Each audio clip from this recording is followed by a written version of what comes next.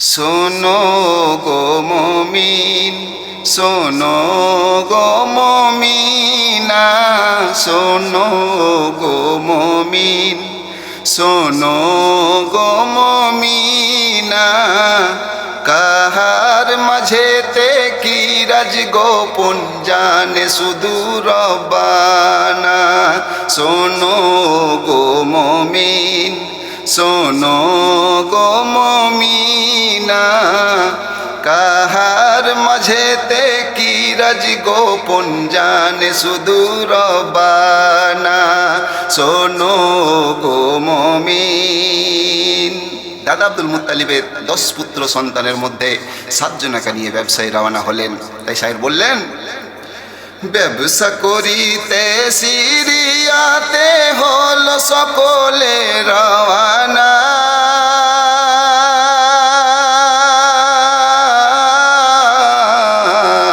রাস্তা ভুলে গেল চলে সবাই মিলে মদিনা।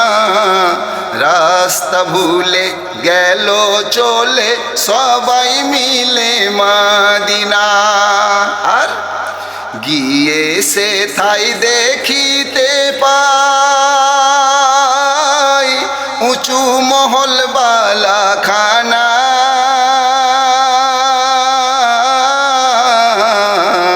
দরওয়ানে দেখে বলিল ডেকে বাড়ি ওলাকে ডাকো না। দরওয়ানে দেখে বলিল ডেকে বাড়ি ওলাকে ডাকো না। তখন দরওয়ান উত্তরে বললেন, বাড়িওয়ালা আল্লাহ তাআলার, বাড়িওয়ালা আল্লাহ তাআলার করেছে আরাধনা। একটু অপেক্ষায় থাকুন আপনি করিলেন ঘোষণা। শোনো গো মুমিন, শোনো গো মুমিনা। কাহার মাঝেতে কি রাজ গোপন জানে শুধু রব্বানা। শোনো গো মুমিন। আব্দুল ওহাব জোহরি আর দাদা আব্দুল মুত্তালিব ছোটবেলার বন্ধু ছিলেন। আর রাস্তা ভুলে যেতে হয় তো গিয়েছে সেই বন্ধুর বাড়িতেই গিয়েছে। শায়ের বললেন, আব্দুল্লাহ জোহরি বাইরে এসে গো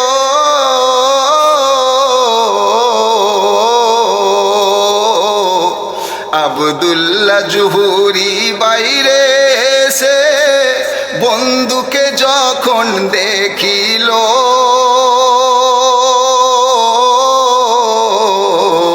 সালাম জানিয়ে ছুটে গিয়ে বুকে কষে ধরিল। সালাম জানিয়ে ছুটে গিয়ে বুকে কষে ধরিল।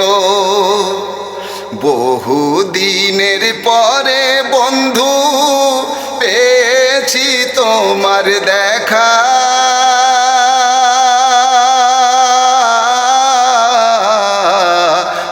আজ মনে হয় ঘুরে গেছে আমারই ভাগ্যের চাকা।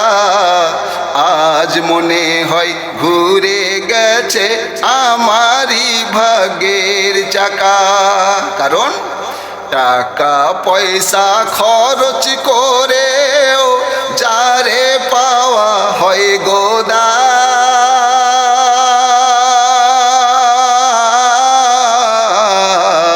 মক্কা শহরের প্রেসিডেন্ট হয়ে এসেছো আমার বাসায়।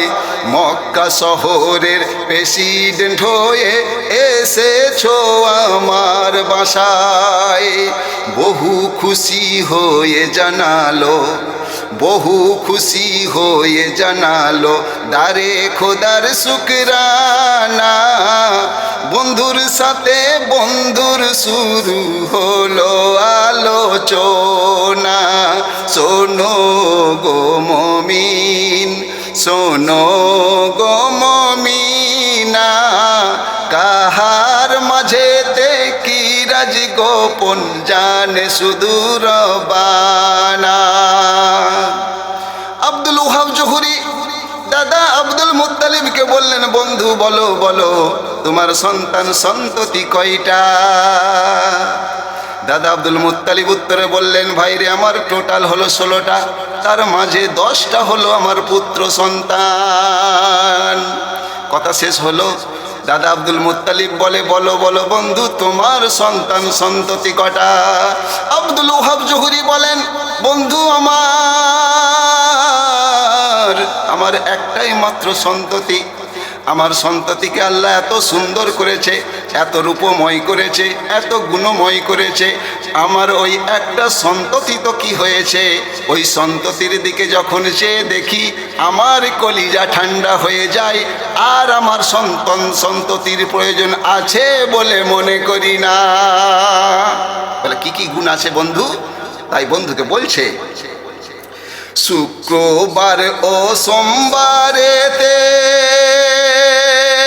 গো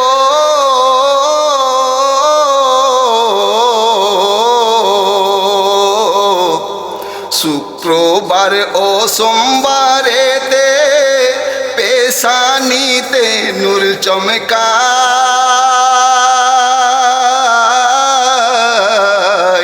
রূপে গুণে এত সুন্দর কি বলে বোঝায় তোমায়, রূপে গুণে এত সুন্দর কি বলে বোঝায় তোমায়। বন্ধু শুধু তাই নয়, আরো কি গুণ দিয়েছে দেখুন। কুনজরে কেহ যদি আমিনার দিকে তাকায়,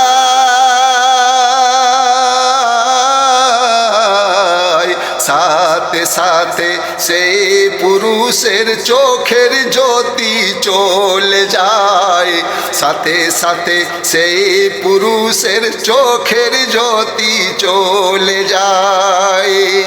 খাস নিয়ামত দিয়েছে খোদা, খাস নিয়ামত দিয়েছে খোদা আমাকে নজরানা, শুনিয়া আব্দুল মুত্তালিব হইলেন দিওয়ানা।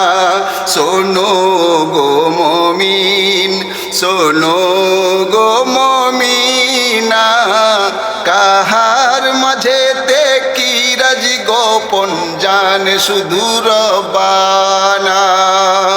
দাদা আব্দুল মুত্তালিব বললেন, বন্ধুরে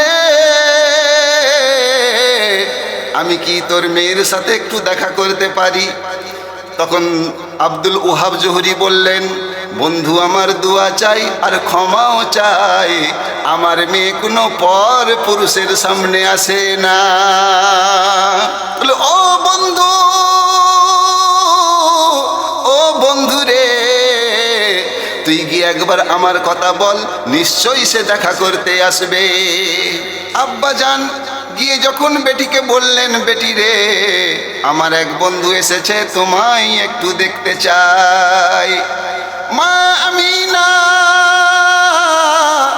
আব্বা জানকে উত্তরে বললেন, আব্বা জান গো, আমি এতদিন কোনো পর পুরুষের সামনে আসি না, কিন্তু এই মানুষটার সামনে আমি আসব। বলে, কেন মা? আব্বা জান গো, এই মানুষটিকে আমি স্বপ্নে কয়েকবার দর্শন করেছি, আজ যখন সামনাসামনি আমার বাড়িতে এসেছে, আমি একবার নয়ন ভরে দেখতে চাই। তো একটি হাতে পানির গেলাস,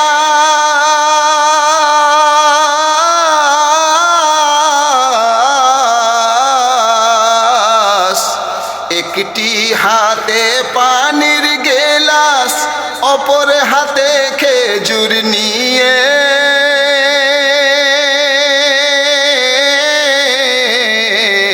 সালাম জানিয়ে মা আমিনা দাঁড়াইলেন সামনে গিয়ে, সালাম জানিয়ে মা আমিনা দাঁড়াইলেন সামনে গিয়ে।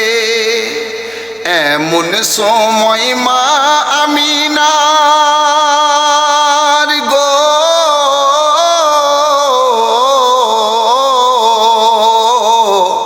এমন সময় মা আমিনার কপালে চমকালো নূর,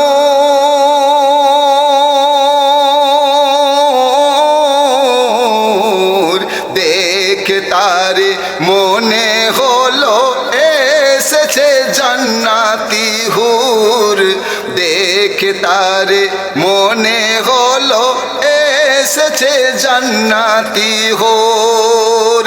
দাদা আব্দুল মুত্তালিব মা আমিনাকে দেখে অবাক হয়ে তাকিয়ে রয়েছে, তার বাক শক্তি হারিয়ে গিয়েছে।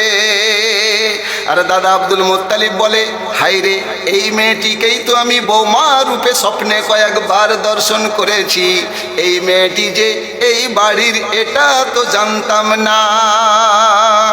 স্বপ্নে দেখা বৌমার সুরত, স্বপ্নে দেখা বৌমার সুরত দেখে করে ঘোষণা, বৌমা করে না নিয়ে বন্ধু আমি তো যাব না। শোনো গো মুমিন। এমন কথা শুনে আব্দুল ওহাব জোহরি বলে, ভাই রে, আমার বন্ধু রে, আমার প্রাণে প্রিয় বন্ধু, শোনো শোনো, তোমার এই 7টা বেটার মধ্যে আমার একটাও পছন্দ হয় নাই। আমি দোয়া চাই আর ক্ষমাও চাই, তোমার ছেলেকে আমি জামাই করতে পারবো না। এই কথা বলার সাথে সাথে দাদা আব্দুল মুত্তালিব বলে, বন্ধু রে, এই 7 জন ছাড়াও 3 জন এখনো বাড়িতে আছে। মা আমিনার কপালে যেমন সোমবার শুক্রবার নূর চমকায়, ঠিক তেমনি আমার আব্দুল্লাহ নামক একটি ছেলে আছে, তার কপালেও সোমবার আর শুক্রবার নূর চমকায়। বলুন সুবহানাল্লাহ। তার পুত্রদের বললেন, যাও যাও, বাড়ি ফিরে যাও, আমার আব্দুল্লাহকে সাজিয়ে গুজিয়ে দরবারে হাজির করো। আব্দুল্লাহকে সাজিয়ে নিয়ে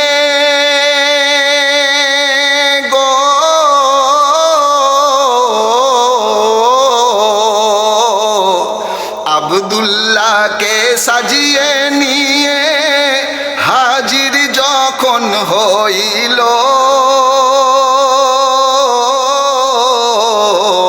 পেশানিতে নূরের ঝলক চমকে তখন উঠিল, পেশানিতে নূরের ঝলক চমকে তখন উঠিল।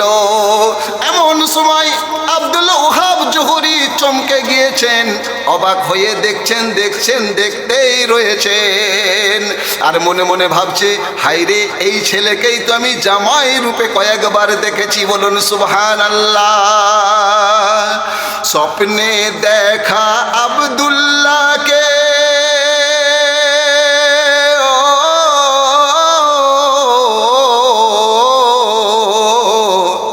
স্বপ্নে দেখা আব্দুল্লাহকে চিনতে জোহরি পারিল,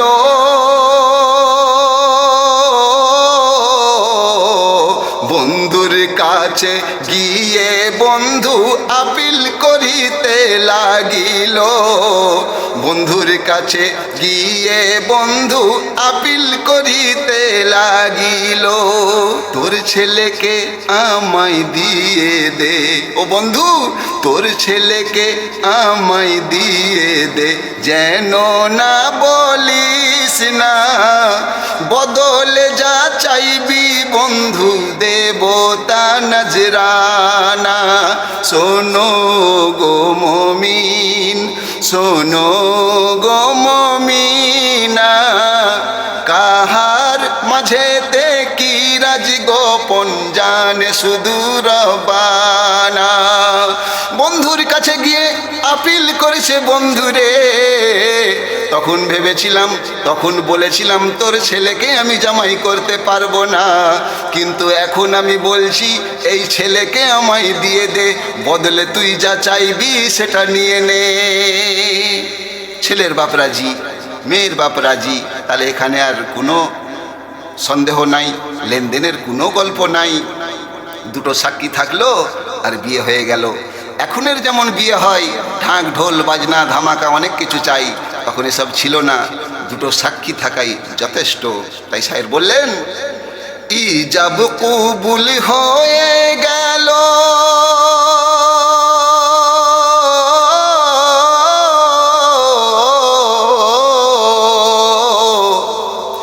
ইজাব কবুল হয়ে গেল, ঝরাতে রহমত আল্লাহ,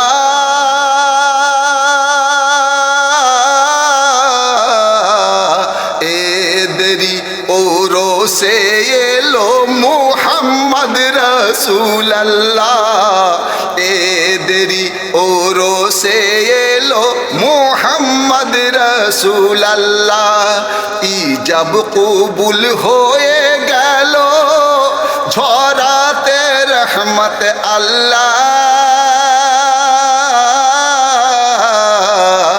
এদেরি ও রোসে এলো মোহাম্মদ রাসূলুল্লাহ মায়ের গর্ভে 5 মাস 5 দিন যখনই বয়স হলো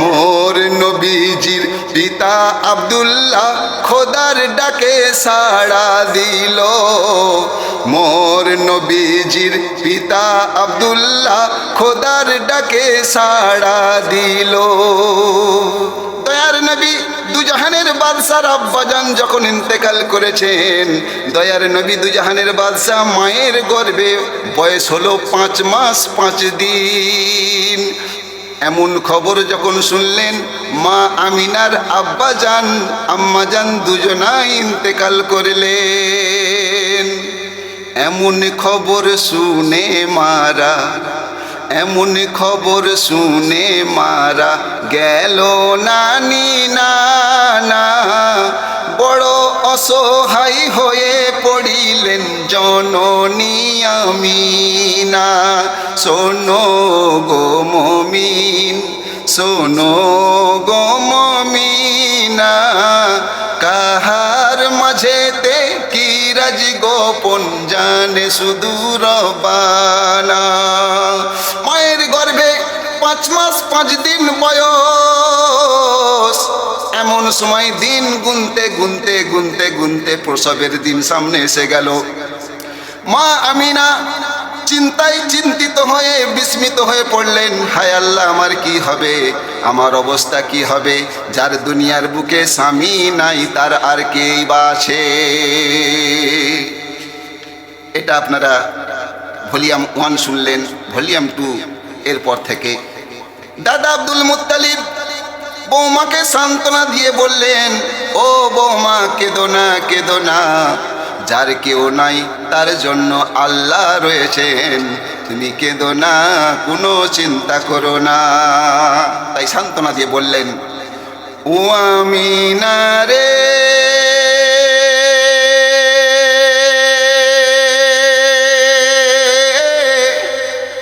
কেন কাঁদিস বারে বারে কেন কাঁদিস রে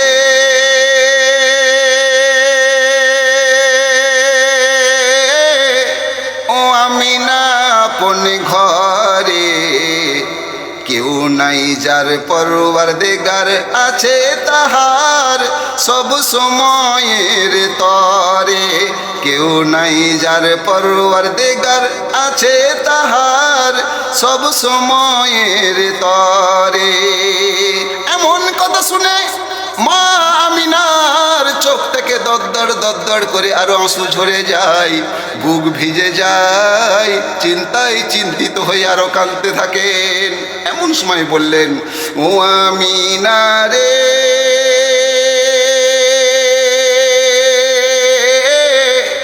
কাঁদিলে কাঁদো তার দ্বারে ও আমিনা রে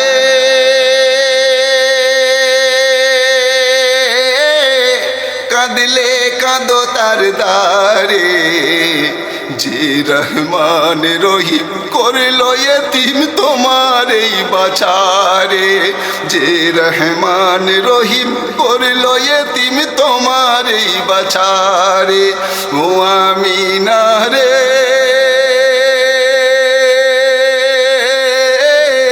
কাঁদিলে কাঁদো তার দ্বারে যে রহমান রহিম করলো এতিম তোমার এই বাছারে যে রহমান রহিম করলো এতিম তোমার এই বাছারে বন্ধুগণ মা আমিনার শাদী ভলিউম 2 খোঁজ করুন এটা পুরোটাই আপনারা শুনতে পাবেন